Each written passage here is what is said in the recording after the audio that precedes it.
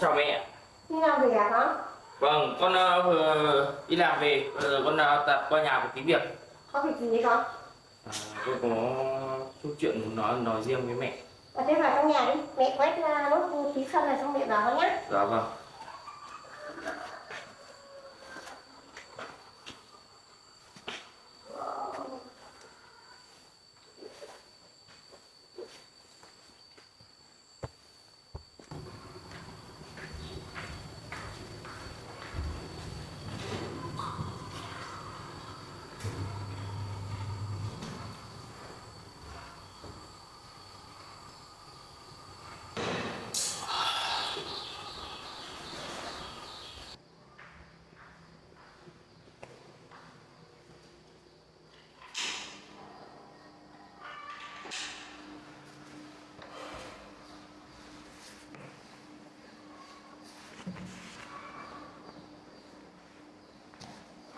Hôm nay con nghỉ à con? À không, hôm nay con vẫn phải đi làm mà, có phải nghỉ lễ gì đâu mà bọn con đừng nghỉ. Hôm nay là ngày lễ Vu Lan của con. Vâng, con biết thế lễ Vu Lan báo hiếu bố mẹ nhưng mà bọn con đi làm này tính theo lịch chung chứ có phải là tính theo lịch ấy đâu. Biết là lễ cổ truyền dân tộc phong tục Việt Nam chúng ta nhưng mà cũng không nghỉ đâu mẹ. Trừ khi Tết cổ truyền Tết Nguyên đán đi thì mới được nghỉ, còn đâu tất cả những cái ngày này thì cũng không được tính vào những ngày nghỉ lễ. Thì hôm nay bọn con vẫn phải đi làm như bình thường. Thế mẹ ở nhà đã sắm sửa được cái gì cho ngày Tết chưa? Mẹ cũng chẳng có tiền để sắm sửa đâu con ạ. Nhưng mà những ngày bình thường cũng ăn uống vẫn đủ chất mà con. Thì ngày lễ này con chẳng về, cái này có ai đến đâu mà phải cần cỗ bàn con. Mẹ cứ ăn như bình thường thôi. Thì nói chung là vẫn phải có một chút gì đó để ăn Tết cho nó không khí một tí chứ mẹ phải đi sắm thì về ăn Tết cho đàng hoàng nhé. Con có về đâu, một mình mẹ nghỉ thử thì mẹ cũng chẳng muốn ăn. Mẹ chỉ lên nhà thờ để mẹ cầu nguyện cho các cụ tổ tiên được thảnh thơi thôi con ạ. Thế cậu con trai của mẹ đi đâu rồi mà lâu lắm rồi con không thấy, cũng phải đến hơn chục ngày hôm nay rồi không thấy mặt mũi cậu ra đâu. Dạo này không biết nó đi đâu con ạ. Thỉnh thoảng có đêm nó về, 1-2 giờ đêm nó về, xong là sáng nó lại đi sớm. Mẹ cũng chẳng rõ là nó đi đâu nữa. Mà ngày Vu Lan báo hiếu này mà nó cũng chẳng về để nó hỏi han gì mẹ. Thế dạo này mẹ có thấy cậu ấy hỏi mẹ để lấy tiền không? Mẹ có đâu tiền mà cho nó con. Vì hiện tại bây giờ mẹ còn đang nợ cháu Mạnh, tiền mẹ còn chưa trả hết thì mẹ mới đâu tiền mà cho nó. Thế lạ nhỉ, chả biết cậu ấy vừa rồi làm cái gì ấy con thấy có cả người đến sân nhà mình đòi lợn. À, Nhưng mà hôm đấy mẹ đi đâu vắng không ở nhà, hôm đấy con muốn về con hỏi có mẹ một chút, nhưng mà có chuyện muốn nói với mẹ nhưng mà không thấy mẹ đâu. Thế là thấy chủ lợn của nó là đợi ở ngoài sân kia là, và đợi cả buổi thì mà không thấy nó về. Chả biết là nó đi làm cái gì mà lại lỡ lần mà đến người ta đến tận đây đòi thì con muốn nói luôn là từ lần sau trở đi không được lấy căn nhà này mà để nơi tụ tập của các người, không phải là chỗ để các người đòi lợn, không phải tụ tập đàn đúm gì ở đây. Thế xong thì cậu ấy cũng về, thì mẹ không biết là cậu con trai của mẹ vừa rồi làm cái gì mà lợn. mà mẹ có thấy nó nói gì đâu, chắc là nó biết mẹ không có tiền cho nên là nó không nói chuyện với mẹ, mà nợ cũ còn chưa trả hết, bây giờ nó lại vướng vào nợ mới thì mẹ lấy đâu để mẹ bao nó được. Thế con mới bảo mẹ cần tỉnh táo lên, làm gì phải suy nghĩ bấy, bây giờ cứ lêu lổng cho nó lêu lổng như thế thì còn ra gì người nữa. Đi làm thì không chịu được thì cũng bỏ việc, bây giờ về không chịu khó làm thì lại sinh ra là lợ lần. May còn không vướng vào mẹ với con ấy. Nói chung con dặn mẹ trước là làm cái gì làm nhé, đừng có ảnh hưởng đến tai tiếng và nghề nghiệp của con. Mẹ cũng thế, làm cái gì cũng phải là nhìn trước nhìn sau. Đấy, còn bao nhiêu người ta nhìn vào, không thể mà bốc đồng mà đi làm những cái việc mà sai trái pháp luật được đâu nhá. Con nói trước, con dặn kỹ rồi đấy. Mẹ hiểu ý của con. Để xem hôm nào cậu đấy về nói hỏi cho rõ ràng mà xem như thế nào. Chứ còn suốt ngày đi lợ lần như thế con thực sự là con không phải việc của con đâu. Đấy. Công việc này là do mẹ phải là người chịu trách nhiệm với cậu ấy. Ấy, hai mẹ con tự bảo nhau. Nhưng mà con cũng nghĩ rồi, phải làm sao gì để tốt cho cả gia đình thì tốt nhất là khuyên bảo nhau đi. Đấy, toàn người trong nhà cả thì mẹ cứ làm thế nào thì làm, bảo với cậu ấy đàng hoàng. Nhưng mà tới đây là khả năng là con sẽ làm một việc vừa rồi con làm mà chưa ấy lại, thì con hỏi thật mẹ nhé. Cái giấy tờ xét nghiệm của ADN của mẹ và nói còn không, mẹ đi lấy cho con lại thì con cầm lại, con đi làm lại. Đợt trước con nhờ người bạn xác minh một cái dấu đấy của bác sĩ phải không, phải thật. Thì bây giờ mẹ lấy cho con thì con tới đây con có việc thì mẹ lấy cho con nói cho mẹ sau. Mẹ đi vào phòng để lấy cho con mượn lại cái giấy đây đi. Được rồi, mẹ sẽ lấy. Đấy, mẹ đi vào phòng của mẹ để lấy cho con.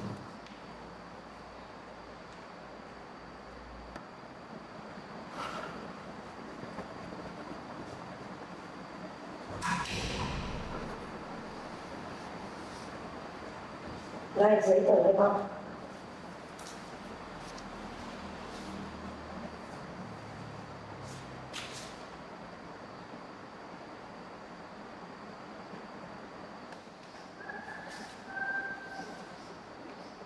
Được rồi, tạm thời con sẽ mượn mẹ hai tờ giấy này một thời gian để con đi xác minh lại.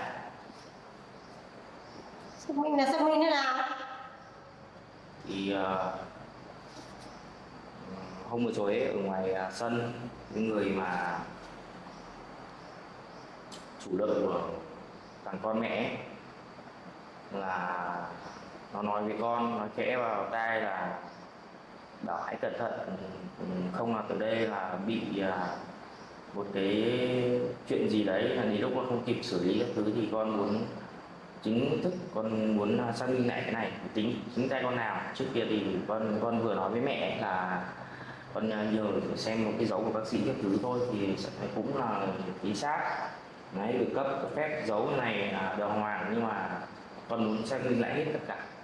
Chính tay con muốn con đi làm lại hết, để chuyện này không thể bị qua loa thì được. Con cảm thấy điều gì nghi ngờ Con nghĩ thế nào mà con cho mẹ là lừa con à? Mẹ đã đến bệnh viện, mẹ xét nghiệm ADN tử tế rồi, dấu của bác sĩ rành rồi, thế mà con vẫn nghi ngờ mẹ. Con biết là như thế nhưng mà con cũng cảm thấy trong lòng con không thấy ổn cho lắm thì con mới như thế thôi, chứ con có làm gì sai đâu, kể cả xác minh lại mà nếu mà vẫn phải như trên đấy rồi thì cũng có làm sao đâu, thì con làm cái này cũng có thừa đâu mẹ. Thì bây giờ con muốn cẩn thận cái chuyện này, con muốn sau này người trong một nhà, trong một gia đình thì phải xác minh cho cẩn thận đàng hoàng đi, còn sau này sống với nhau cả đời chứ không phải là một chốc một lát đâu, con chỉ là con đi xác minh thôi. Có gì đâu mà mẹ cứ phải lo lắng này kia mà quát con, nói con nặng lời như thế. Bao nhiêu năm trời mẹ mới tìm được thằng con thất lạc của mẹ, mà giấy tờ đã như thế rồi, bây giờ con lại đi con hủy hoại đời mẹ. Có gì đâu, nếu mà con xác minh lại nếu mà phải thì cũng chẳng sao cả, không phải thì lúc đấy thì mẹ lại nghĩ thế nào, thì bây giờ con tính của con cẩn thận, con muốn làm cái gì nó phải chắc chắn. Thì con cũng bận trăm công nghìn việc chứ có thời gian rảnh rỗi gì đâu, chẳng qua cái này con bắt buộc con phải làm thôi. Thì con muốn chắc chắn cho gia đình mình sau này cả đời các thứ, chứ mẹ cũng thế. Mẹ bây giờ mẹ bỏ ra bao nhiêu tiền các thứ, ví dụ là con ruột của mẹ thì mẹ cũng chả thương tiếc gì, chả có tiếc tiền các thứ, nhưng mà bây giờ ví dụ không phải cho mẹ có đau không, mẹ có ân hận cả đời không? Thì con cũng chỉ là cầm cái này nó có xác minh thôi, có cái gì đâu mà mẹ cứ phải khó chịu với con, nói con như thế. Con biết mẹ mới tìm một người con thì mẹ cũng trân trọng người con của mẹ cũng muốn bù đắp để cho cậu ấy đỡ khó khăn khổ sở như trước kia. Con hiểu một người mẹ nào ai cũng như thế thôi, nhưng mà tất cả cũng chỉ con muốn tốt cho gia đình mình. Đấy, cái chuyện này không phải việc của con, nhưng mà con không muốn sau này lỗi lầm như thế nào thì mình ân hận cả đời không kịp được các mẹ. Đấy tùy con ạ. Mẹ cứ cho con mượn trong một thời gian, thì con có thời gian, mà còn thời gian con đi làm thì xét minh lại hết đâu vào đấy, cái này con có thời gian được. Dù sao bây giờ cái giấy tờ này đối với mẹ cũng chẳng quan trọng, mấy mẹ coi nó là thật thì cũng chẳng quan trọng, vì cái mẹ cái giấy tờ thì mẹ cũng chỉ cho con mượn, có gì đâu mà. Mẹ cho con mượn giấy tờ này nhưng mà con phải giữ nguyên cái bản gốc này cho mẹ, chứ đừng lấy bản mới về cho mẹ mà đến lúc đấy rồi là mẹ con mình lại mất lòng. Mẹ yên tâm, con là một người cảnh sát thì làm gì có chuyện mà đi lừa dối mọi người được. Mẹ cứ yên tâm ở con điều này đi. Đấy, con cái này cũng chỉ muốn tốt cho mẹ thôi, cũng không phải việc của con đâu. Chẳng qua là con muốn tốt cho mẹ sau này không bị ảnh hưởng các thứ đâu. Đấy, mình muốn giám định nó chắc 100% thành người một nhà thì nó không có gì là phải suy nghĩ cả. Bây giờ con tự tay con ngửa ra con xin việc làm cái gì? Để con đi xác định lại cái này xem thế nào đã. Chỉ vì câu nói của cái cậu chủ lợi kia con suy nghĩ mấy ngày hôm nay mất ăn mất ngủ chứ. Còn không con tội gì con phải lao đầu vào những cái việc vô bổ như này. Mẹ không biết, con cứ làm xong việc là con trả mẹ cái bản gốc này là được. Mẹ đã áo ước bao nhiêu năm trời mẹ mới tìm thấy thằng con ruột của mẹ, mà đến giờ này con vẫn nghi ngờ. Mẹ không hiểu là con nghĩ sao. Được rồi, mẹ cứ yên tâm của con đi. Con chỉ muốn tốt cho mẹ thôi. Mà mẹ này, thì con hỏi thật nhá, thì trong một thời gian khá là dài cậu ta ở nhà mình ấy, thì mẹ định tính cho cậu ấy ở mãi trong gia đình mình thế này. Thì em nó chẳng có nhà có cửa thì cho nó ở tạm thời gian thì đã sao con, có mòn mẻ gì đâu.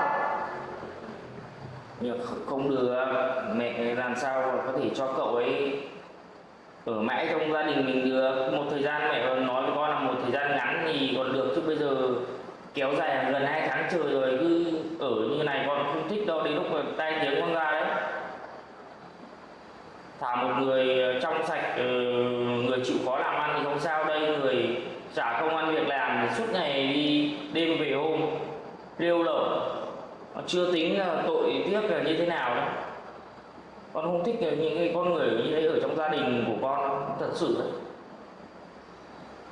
Nhà này nhà không phải của riêng con, cũng có bàn tay của mẹ làm nên. Thì bây giờ mẹ tìm thấy em, mẹ muốn bù đắp cho em, cho nó được như người ta, thì con cứ để cho nó ở đây một thời gian nữa, chứ không còn mẹ gì đâu mà con khó thế nhỉ. Nhưng mà biết đến bao giờ mẹ có chí hướng gì sau này cho cậu ấy chưa? Thì tới đây thì mẹ sẽ động viên em nó để nó có cuộc sống ổn định hơn. Hôm nay là ngày lễ ngày Tết Vu Lan báo hiếu, con không muốn nói nặng lời với mẹ, nhưng mà con cũng không thể nào chấp nhận như thế mãi được. Bây giờ nhá, tốt nhất là mẹ thu xếp cho cậu ấy một chỗ ở cho đàng hoàng đi, còn cùng lắm là con cho ở trong gia đình mình tầm độ nửa tháng nữa là cùng, con tránh cái sự tai tiếng của con ra, đấy là con nói trước cho đỡ mất lòng, mong mẹ thông cảm với con. Chứ còn chính xác là bây giờ là con, ngôi nhà này là gần như là toàn quyền sở hữu của con đấy. Trước kia mẹ đi cầm cố thứ con cố gắng mãi con mới chuộc được về, bây giờ là gần như là toàn quyền sở hữu của con nói như thế mong mẹ thông cảm đúng không? Thì đấy, con chỉ cho phép được ở được nửa tháng thôi, còn không thể nào mà kéo dài mãi như thế này được. Đấy là con lệ tình mẹ đã cố công nuôi dưỡng con từ nhỏ đến giờ, con cũng làm tất cả vì mẹ, để con không thể hơn được nữa. Mọi điều thì con cũng vẫn là tôn trọng, thì con vẫn cho cậu ấy ở nhờ, nhưng không thể nào ở mãi được. Mẹ cứ nhớ lời đề nghị của con là như thế, chỉ cho phép là nửa tháng nữa thôi, không hơn được. Mẹ sắp xếp cho cậu ấy một chỗ ở đàng hoàng đi. Chuyện là hôm nay con về cũng chỉ là như thế thôi. Thứ nhất là chúc cho mẹ một lễ Vu Lan vui vẻ, thoải mái và hạnh phúc. Còn cái chuyện này thì con không muốn nói ra đâu, có tiện về thì con đấy, không muốn nói nhau với mẹ về cái ngày lễ như thế này, ngày giáo hiếu cha mẹ, thì con không muốn nói nặng lời với mẹ. Thì con về con chỉ như thế thôi, qua với mẹ như thế. Bây giờ con chỉ phép con đi về đây, con đi làm cũng mệt mỏi quá, nóng lực. Có khi khác thì con có thể nói chuyện với mẹ sau, còn cái này mẹ cứ cho con mượn một tuần quay lại đi. Cái công việc của con rảnh rỗi lúc nào con sẽ tranh thủ đi cho mẹ lúc đấy. Chuyện là như thế thôi. Chúc mẹ một mùa Vu Lan vui vẻ, an lành nha mình nhé. Xin phép con đi về đây.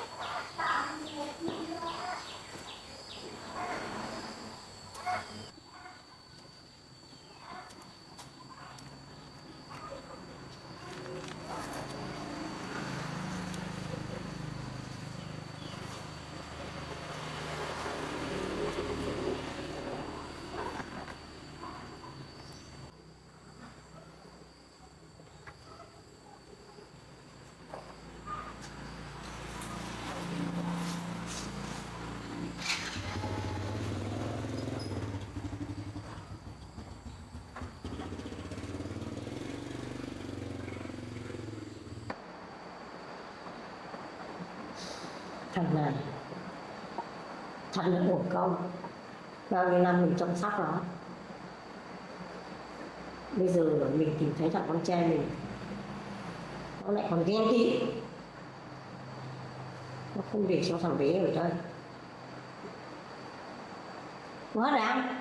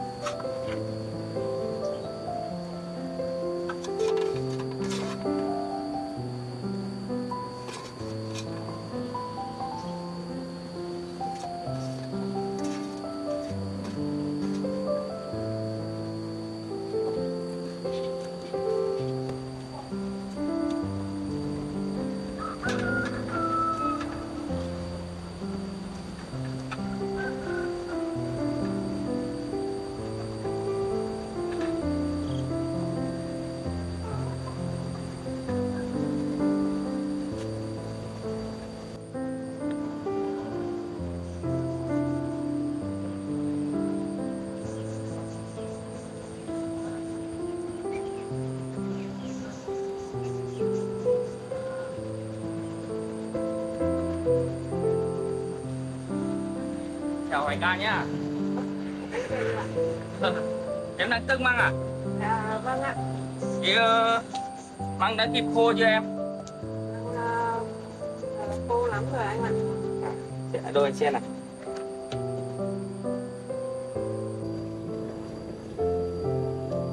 Công nhận là em qua được khô nhanh nhỉ em nhỉ? Vâng. Ráo nước hết rồi. Mới có một đêm thôi. Này em chịu khó tước nhỏ nhỏ ra tí nữa là còn nhanh nữa, chắc chỉ ở độ 2 đến 3 nắng là cùng thôi. Nếu mà nắng to như này là Chỉ cần như thế là khô hết rồi. Vâng. Cái bằng này là nhà mình có thể thoải mái ăn đến sang năm luôn, đến vụ măng sang năm, không phải suy nghĩ cái gì nhiều. Thì đi mua hay là tìm ở đâu nó khó. Thì thoảng mình mua xương về mình ninh hầm với xương ăn rất ngon luôn.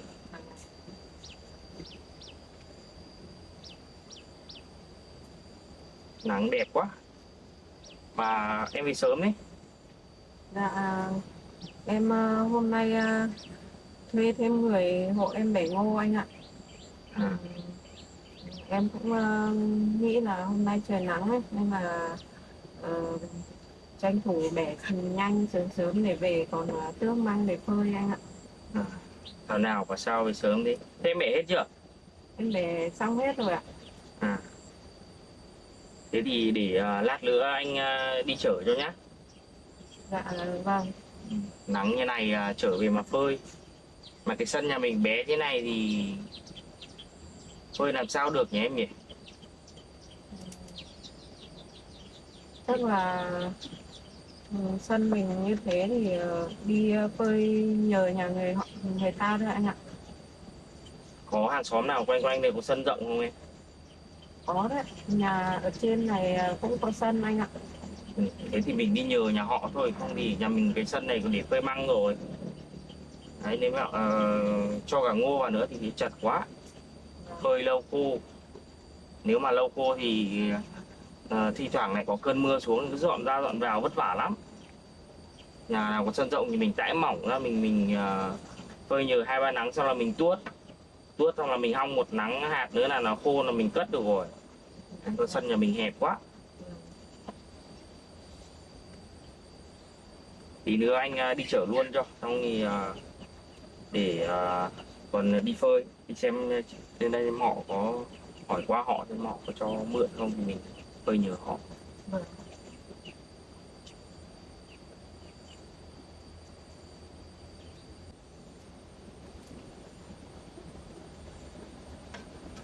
Thước nhỏ nhỏ ra em ạ, nhanh khô, chịu khó thước nhỏ tí.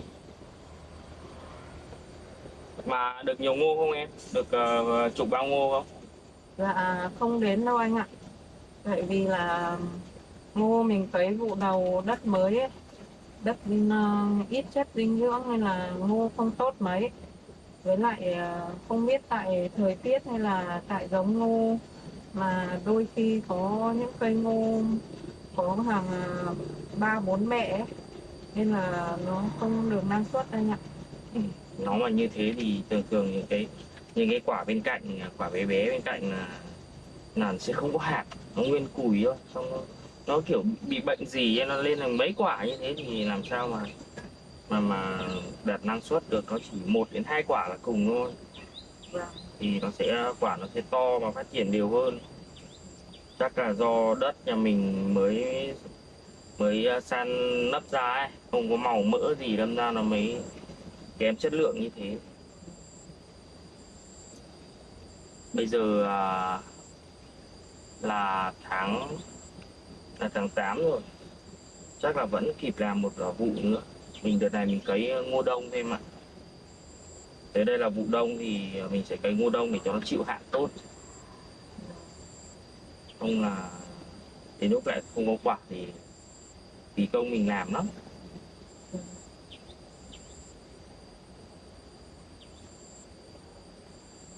Anh nghỉ một tí xong thì anh đi chở ngô cho em. Vâng, anh đi làm về mệt thì cứ nghỉ đi anh ạ. Lúc nào chở cũng được.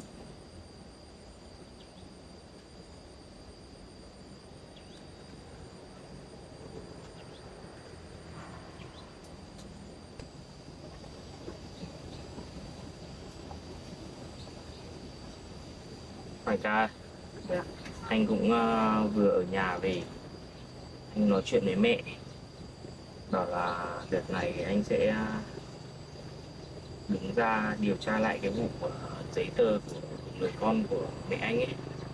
Anh cảm thấy có điều gì bất ổn ở trong chuyện này, thì đâm ra anh muốn điều tra lại. Trước kia anh cũng giám định lại cái cái dấu ấy, dấu họ đóng trong cái giấy tờ xét nghiệm ADN đấy là đúng của trưởng khoa thật, bác sĩ thật. Nhưng mà trong điều này anh cứ có gì uẩn khúc đấy, bởi vì cái hôm trước cái thằng mà tính đòi nợ, cái người em của anh ấy, thằng em đấy đấy, đến đòi nợ thằng đấy, mà cứ dặn dò anh thì anh tỏ ra nghi ngờ trong việc này. Anh sẽ muốn làm rõ cái chuyện này sẽ như thế nào. Anh rất muốn điều đấy có phải là sự thật không, giấy tờ đấy có phải là sự thật không. Anh có điều gì ở trong lòng không? Muốn mách bảo anh cái gì đấy. Lần này anh muốn đích thân anh làm lại xem như thế nào, anh đi xác minh lại thật chuẩn. Vừa rồi anh chỉ xác minh nhờ đồng nghiệp ấy, xác minh hộ anh cái dấu của đấy phải không phải, nhưng mà về cái góc độ kia thì anh cũng chưa đi tận nơi để điều tra. Anh vừa về anh nói qua với mẹ thế rồi, anh cũng chỉ sợ là bà lại bị lừa các thứ, bởi vì là mình nhà có giúp kinh tế ấy. Họ nghĩ là tiền họ sẽ lợi dụng bà, vì bà là chuyên gia dễ tin người và bị họ lừa thôi. Trước giờ toàn thế rồi, thì mấy cái thằng nó nêu lộc thì nó hay giục dê bà và biết tính của bà. Anh cảm thấy cái chuyện này không ổn cho lắm. Đợt này anh sẽ làm cho rõ cho mình. Anh vừa về anh nói qua với mẹ cứ khẳng định đấy là 100%. Mẹ cứ nghi ngờ anh mà là hay đã định phá rối bà ấy. Bà mà anh mới tìm được người con mong ước của bà bao nhiêu lâu nay, tìm được rồi, mà bây giờ thì bà nghĩ anh như kiểu là ganh tị anh như này như thế kia, muốn phá rối thì bà mới nói anh như thế. Bà mới không tin, bà cũng khẳng định đấy là sự thật, nhưng mà anh cứ cảm thấy trong lòng anh mách bảo một điều gì đấy. Thời gian nữa anh làm cho rõ xem như thế nào. Nhiều việc quá nhưng mà vẫn phải làm thôi mà. Đứng chính xác, mình đứng ra làm sẽ hay hơn, mình sẽ tin tưởng hơn. Cái quang đi em, đang nắng đẹp phơi.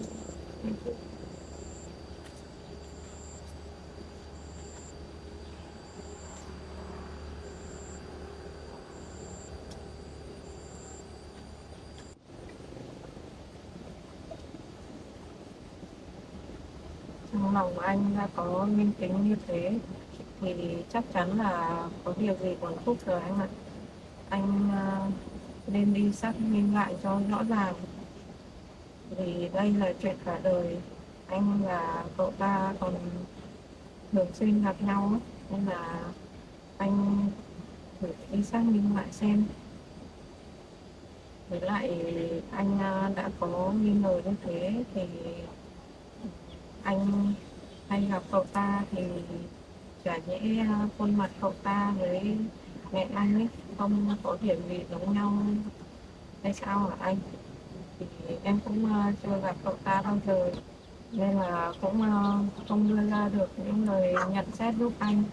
Giá mà em được gặp cậu ta một lần đấy thì em có thể giúp anh nhận xét được là cậu ta có giống mẹ anh điểm gì không. Tại vì những người mà ít gặp người khác ấy, thì rất dễ dàng nhận biết được những điểm giống nhau của họ anh ạ. Cái này thì em nói cũng có lý, nhưng mà cũng không cứ đâu em. Có người cũng không thấy giống mẹ một chút nào hoặc giống bố một chút nào, nhưng mà người ta vẫn là con của họ sinh ra. Quan trọng nhất là cái xét nghiệm ấy thôi, để anh từ từ anh làm rõ em ạ. Thì Bây giờ tí nhá anh đi vận chuyển cho em ít ngô về nhé. Xong là tí nữa Đức đi chơi về em cùng anh tháo cái bột này ra cho Đức nhé.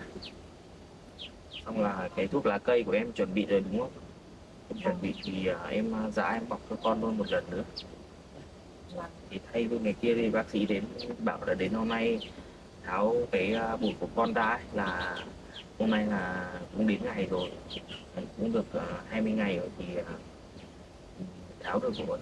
Bọc thêm thuốc của em rồi cho tay con nó dẻo hơn, cái đất thuốc nó dẻo hơn đấy, nó phát triển nó đều đặn. Thì nữa em hộ anh làm cái đấy nhé, anh đi vận chuyển cái đấy cũng khá là lâu rồi, còn bốc ra vác ra còn đi phơi nữa. Có gì em giúp hộ anh ở nhà như thế, xong thì chuẩn bị cơm nước đi nhá, anh đi làm về xong thì cùng nhau ăn.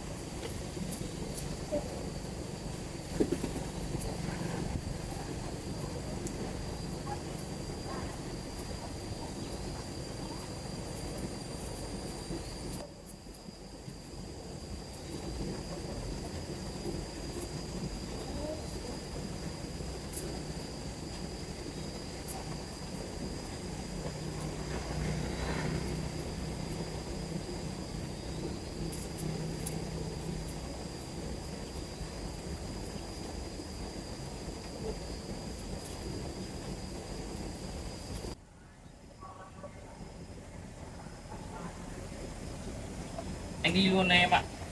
Dạ vâng. Anh ơi, cái ngô em chưa xếp gọn vào một đống đâu.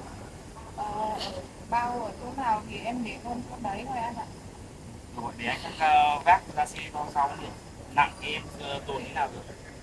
Vâng. Để anh đi luôn cho sớm nhá.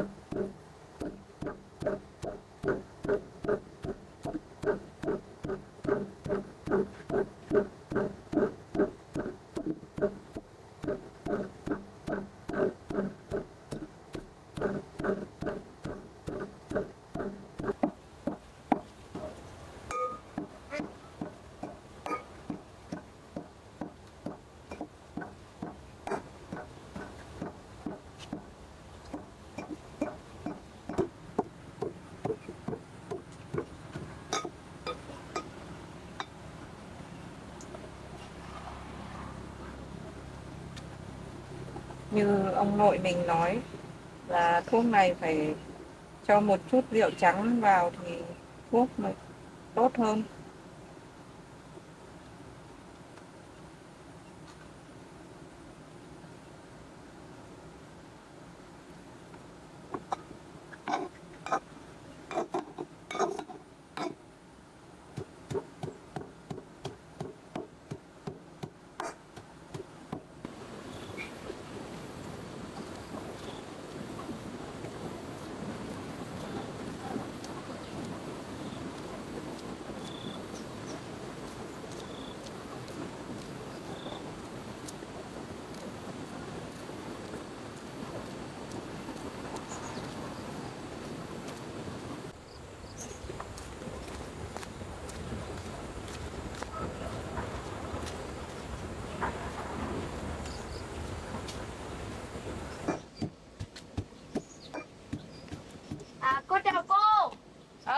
chơi về rồi à? Vâng ạ. Đúng lúc cô vừa giã thuốc xong. Con ra bàn cô ngồi đợi cô nhé. Vâng ạ. Hôm nay là ngày con được tháo bột. Để cô giúp con tháo bột rồi cô đắp luôn cái thuốc nam này cho con nhé. Vâng ạ. Bố con vừa dặn cô là như thế. Con ra bàn ngồi đi để cô chuẩn bị đồ rồi cô tháo bột cho con. Vâng ạ.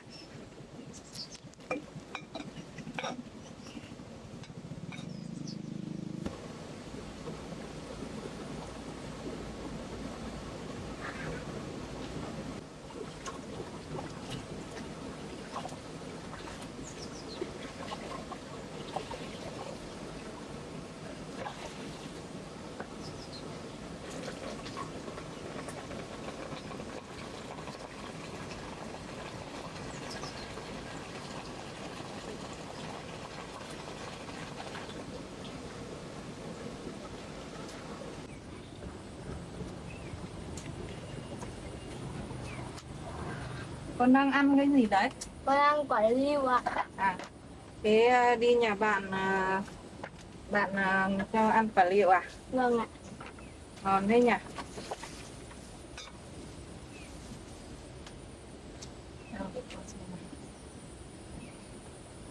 Hôm nay Thảo ra thì con nhớ chú ý nhá, không được chạy nhảy rồi lại không nhớ là chống tay thì lại bị đau lại đấy con ạ. Nên là con phải nhớ chú ý vào con nhé. Vâng ạ.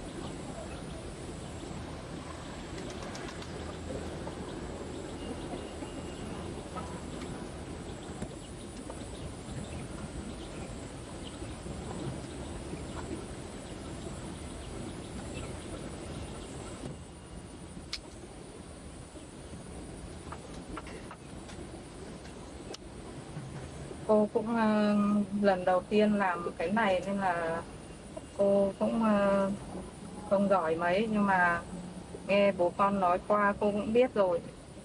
Vì điều kiện của chỗ mình xa huyện ấy nên là đi hơi khó khăn, mà cái này thì cũng nghe bác sĩ dặn, với lại cô cũng thấy một số người rồi họ có thể ở nhà làm được, nên là con ngồi im cho cô tháo nhé. Vâng ạ.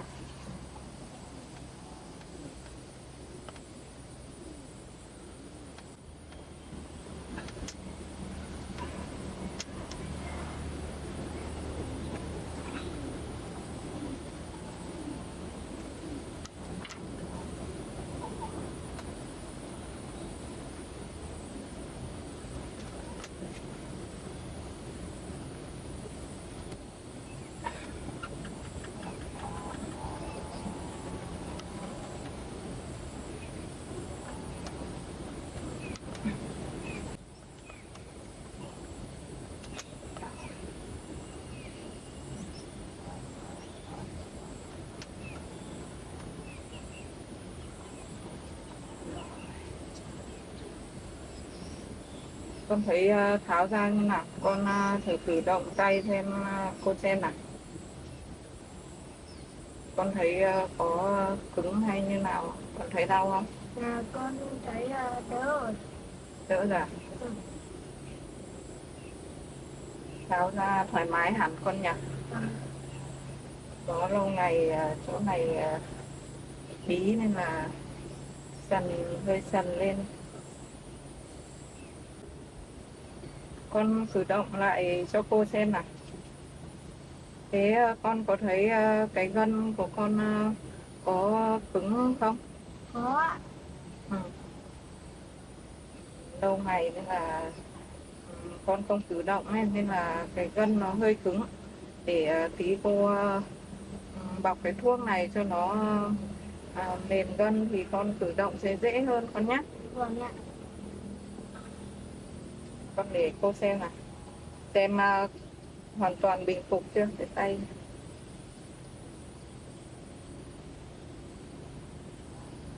Cũng khá ổn rồi đấy con ạ. Bây giờ con cố gắng bọc thuốc này vài ngày nữa là con sẽ khỏi hẳn. May mắn mà vừa kịp đến những ngày đi học là con vừa khỏi tay thì con có thể viết chữ được cùng các bạn rồi. Vâng. Thế con để cô vệ sinh tay cho con đã nhé, xong là rồi mới bọc thuốc con nhé. Vâng.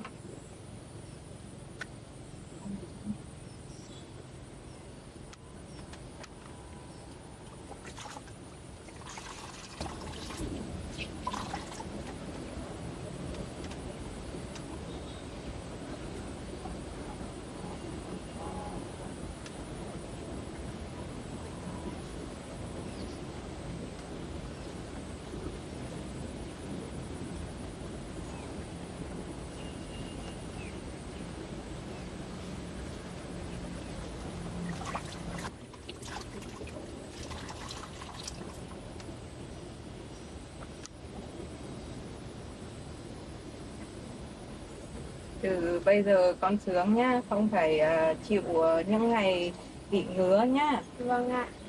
Nhưng mà con nhớ là đi học phải chú ý là không được chạy nhảy nô đùa với các bạn. Vâng. Sợ con chạy nhảy nô đùa với các bạn thì lại va vào đâu hoặc là ngã thì con lại đau lại đấy con nhé. Vâng ạ.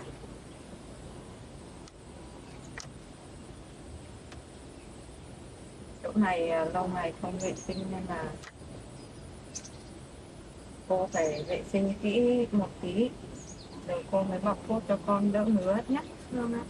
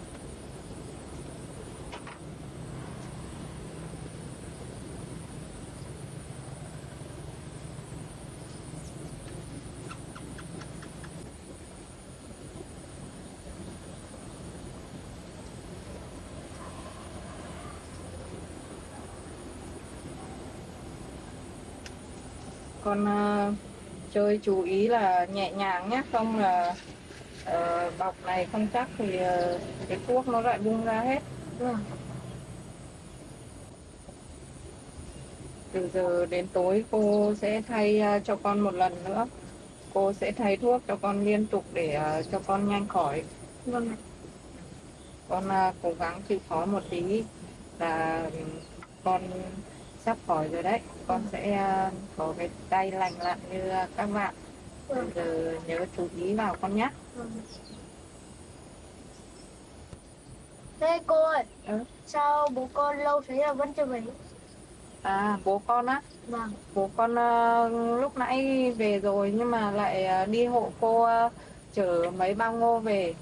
Hôm nay cô bẻ ngô, tranh thủ bố con đi trở về, không thì trời sắp mưa rồi con ạ. Vâng. Mà cô bóp như này con còn có thấy đau không? Con thấy ổn lắm ạ. À, thế là con không thấy đau nữa chứ gì? Vâng ạ. Thế thì tay con chắc là cũng ổn rồi. Vâng. Thế con ngồi đây chơi nhé, để cô dọn dẹp đồ rồi đi nấu cơm trưa. Vâng. Để lát nữa bố con về thì cả gia đình mình cùng ăn. Vâng.